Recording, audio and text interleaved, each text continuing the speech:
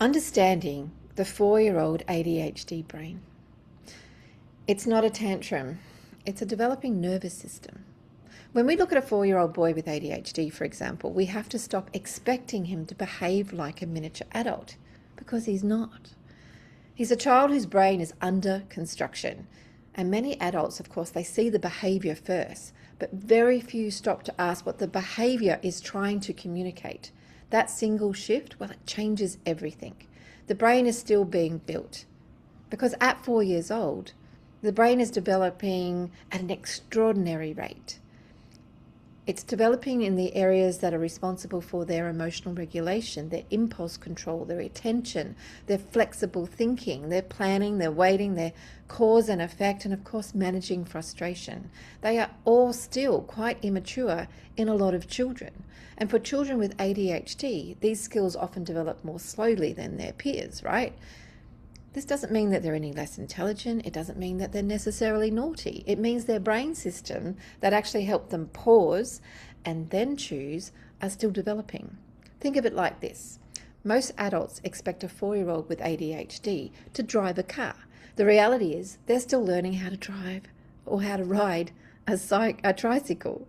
So ADHD is a regulation difference. ADHD is often described as an attention disorder. Well, it isn't necessarily. It's better understood as a regulation disorder. Children with ADHD, they struggle to regulate their attention to things, their emotions, their feeling, movement itself, these impulses, the motivation, the frustration, or transitions from one thing to another, and their sensory input. When these systems become overloaded, well, the child just loses regulation.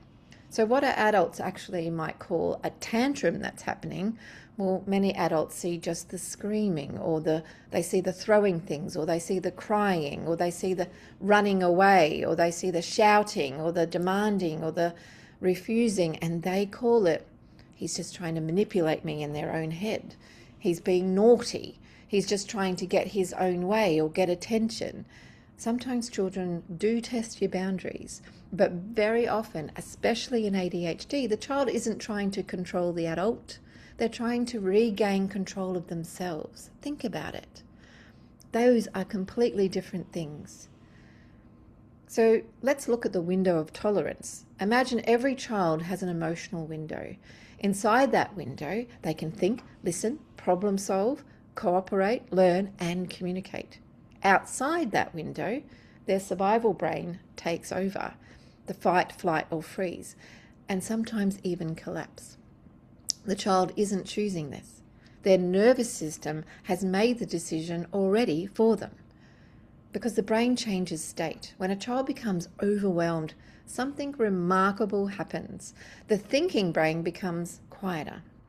The emotional brain becomes louder. That means logic, it just no longer works. So questioning at this point doesn't work. Lectures at this point don't work. Punishments often don't work, because the child literally cannot access the part of the brain that you're trying to speak to. Imagine trying to teach someone algebra while they're escaping a house fire. Wrong brain, wrong timing. ADHD, well, it makes that window even smaller. And children with ADHD often have bigger emotions, quicker reactions, slower recovery, higher sensitivity to change, greater frustration, stronger need for movement, and more difficulty waiting. Their window of tolerance is often smaller. That means they become overwhelmed faster. So if the child is actually, sitting there and they're missing, dad isn't attention seeking, for example, imagine this. Dad leaves before sunrise. A 4-year-old wakes. Dad has disappeared. The child misses him. He asks to speak to dad. He's told no. Now his body begins escalating. What adults often see is, he won't stop. What the nervous system may be saying is, I need connection. For children, connection equals safety. Adults often underestimate how deeply separation actually affects young children, because connection is actually a biological need. Humans are wired for attachment. For a young child, the safe adult is their emotional home. When they're frightened, sad, confused, or overwhelmed, their brain naturally seeks that person, not because they're manipulating the situation, because biology tells them to. So punishment during this dysregulation, well, many adults make one critical mistake. They try to teach while the child is drowning emotionally. Examples include, you've lost your iPad, go to your room. No cuddles. No talking to dad. Stop crying. You're fine. The child learns very little about regulating their emotions, and instead they may learn, when I'm overwhelmed, I lose connection. When I have big feelings, adults become angry. My emotions aren't safe. Boundaries still matter. Gentle parenting is not permissive parenting. Children absolutely need boundaries, but boundaries work best when delivered by a regulated adult.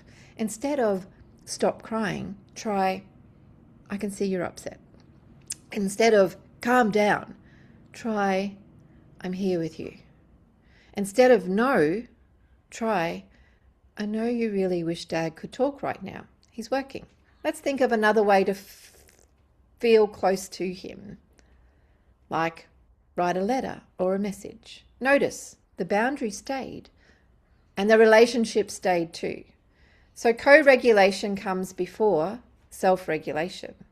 Children cannot regulate themselves until they first experience being regulated by someone. This is called co-regulation. It looks like a calm voice, gentle breathing, eye contact when welcomed, getting down to their level, naming the feelings, offering safety, helping the body settle.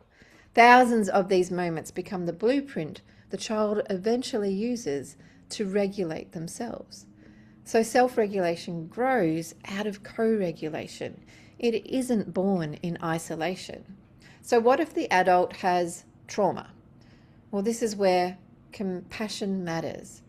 Adults with unresolved trauma often become dysregulated by children's dysregulation. A crying child may activate old memories within them, the thing of fear or powerlessness or shame or chaos. Their nervous system reacts before their thinking brain has a chance. And sometimes they can become controlling or harsh or emotionally distant or punitive or even overwhelmed. Not because they're bad people, but because two dysregulated nervous systems have actually collided. Healing the adult with this often changes the child. So the goal isn't perfect parenting. Children do not need perfect parents. They need adults who repair, adults who apologize, adults who reconnect, adults who can say, that was hard for both of us. Let's try again. Repair teaches children that relationships can bend without breaking. And every child needs to hear, I see you, you're safe, your feelings make sense. I won't leave because you're struggling. We'll get through this together. You are loved even when you're having a hard time. Those words don't remove the emotion. They help the child's nervous system find its way back to calm. So the bigger picture in this, for a 4-year-old with ADHD, isn't asking us to lower our expectations. They are asking us to make them developmentally appropriately.